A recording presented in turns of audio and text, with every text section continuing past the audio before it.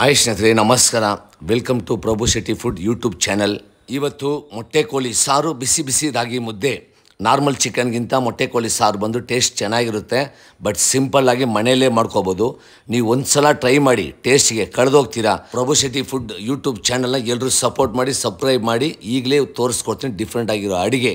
ನೋಡಿ, ತಿನ್ನಿ, ಮಜಾ ಮಾಡಿ. ಮೊಟ್ಟೆ ಕೋಳಿ ತಗೊಳ್ಳಿ, 1 kg ತೊಗೊಂಡಿದ್ದೀನಿ. ಅದನ್ನು ಚಿಕ್ಕ ಚಿಕ್ಕ ಪೀಸಾಗಿ ಕಟ್ ಮಾಡಿ ಇಟ್ಕೊಳ್ಳಿ. ಅದ್ರ ಜೊತೆಯಲ್ಲಿ ಮೊಟ್ಟೆ ಸಾರ 2 ತೊಗೊಂಡಿದ್ದೀನಿ.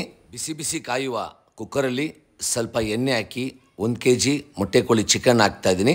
ಎಣ್ಣೆಯಲ್ಲಿ ಚೆನ್ನಾಗಿ ಫ್ರೈ ಮಾಡಿ. ಯಾಕಂದರೆ ಚಿಕನ್ ಎಣ್ಣೆಯಲ್ಲಿ ಫ್ರೈ ಆದರೆ ಈ ಥರ ನೋಡಿ ನೀರು ಬಿಟ್ಕೊಳ್ಳುತ್ತೆ. ನೀರೇನು ಹಾಕೋದು ಬೇಡ. ಅರ್ಧ ಸ್ಪೂನ್ ಅರಿಶಿನ, 1 ಸ್ಪೂನ್ ಖಾರದ ಪುಡಿ, 1 ಸ್ಪೂನ್ ಗರಂ ಮಸಾಲ, 1 ಸ್ಪೂನ್ ಧನಿಯಾ ಪುಡಿ ಅಷ್ಟು ಹಾಕಿ ಚೆನ್ನಾಗಿ ಮಿಕ್ಸ್ ಮಾಡಿ. ಮೊಟ್ಟೆ ಕೋಳಿ ಬಂದು ಬೇಯೋದು ಸ್ವಲ್ಪ ಲೇಟು. ಅದರಿಂದ ನೋಡಿ ಈ ಥರ ಚೆನ್ನಾಗಿ ಈ ಮಸಾಲ ಪೌಡರ್ಸಲ್ಲಿ ಮಿಕ್ಸ್ ಮಾಡಿ ಇಡಿ. ಇವಾಗ ಮಸಾಲ ರೆಡಿ ಮಾಡೋಣ. ಒಂದು ಜಾರಲ್ಲಿ ಕಾಳುಮೆಣಸು, ಸೋಂಪು, ಚಕ್ಕೆ, ಲವಂಗ, ಏಲಕ್ಕಿ, ಗಸಗಸೆ ಸ್ವಲ್ಪ ತಗೊಂಡು ಜಾರಲ್ಲಿ ಹಾಕಿ, ಕೊಬ್ಬರಿ ತುರಿ 1 ಕಪ್ ಕೊಬ್ಬರಿ ತುರಿ ಬಂದು ಟೇಸ್ಟ್ ಚೆನ್ನಾಗಿರುತ್ತೆ. ಕೊಬ್ಬರಿ ತುರಿ ಹಾಕಿ, ಈರುಳ್ಳಿ ಬಂದು ಒಂದು 2 ರಿಂದ 3 ಈರುಳ್ಳಿ ಹಾಕಿ, ಶುಂಠಿ ಬಂದು ಒಂದು 5 ಪೀಸ್ 10 ಪೀಸ್ ಶುಂಠಿ, 20 ಪೀಸ್ ಬೆಳ್ಳುಳ್ಳಿ. ಶುಂಠಿ ಕಮ್ಮಿ ಇರಬೇಕು, ಬೆಳ್ಳುಳ್ಳಿ ಜಾಸ್ತಿ ಇರಬೇಕು. ಹಸಿಮೆಣಸಿನ್ಕಾಯಿ ಒಂದು 8 ಹಾಕ್ಕೊತಾ ಇದ್ದೀನಿ.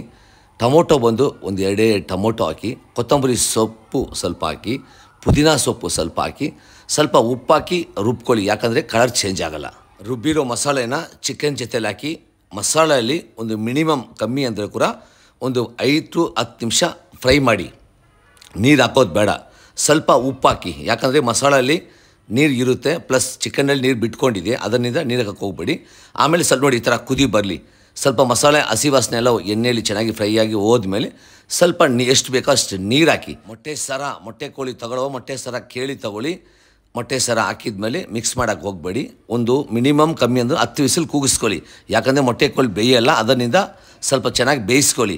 ಮೊಟ್ಟೆನ ಸೈಡಿಗೆ ಎತ್ತಿಟ್ಟು ಕೊತ್ತಂಬರಿ ಸೊಪ್ಪು ಹಾಕಿ ರೆಡಿ ಆಯಿತು ಬಿಸಿ ಬಿಸಿ ಮೊಟ್ಟೆ ಕೋಳಿ ಸಾರು. ಈ ಥರ ಸ್ಟೈಲಲ್ಲಿ ಮಾಡ್ತಿದ್ರೆ ಟೇಸ್ಟ್ಗೆ ಕಳೆದೋಗ್ತೀರಾ. ಅದಕ್ಕೆ ಹೇಳೋದು, ಸ್ಟವ್ ಮುಂದೆ ನಿಂತಿರೋವಾಗ ಲವ್ವಿಂದ ಕುಕ್ ಮಾಡಿ. ಸುಮಾರು ಅಡುಗೆನೂ ಸೂಪರಾಗಿರುತ್ತೆ. ಬಿಸಿ ಬಿಸಿ ಮಾಡ್ಕೊಳ್ಳಿ, ಖುಷಿ ಖುಷಿಯಾಗಿ ತಿನ್ಕೊಳ್ಳಿ, ಮಜಾ ಮಾಡಿ ಸ್ನೇಹಿತರೆ.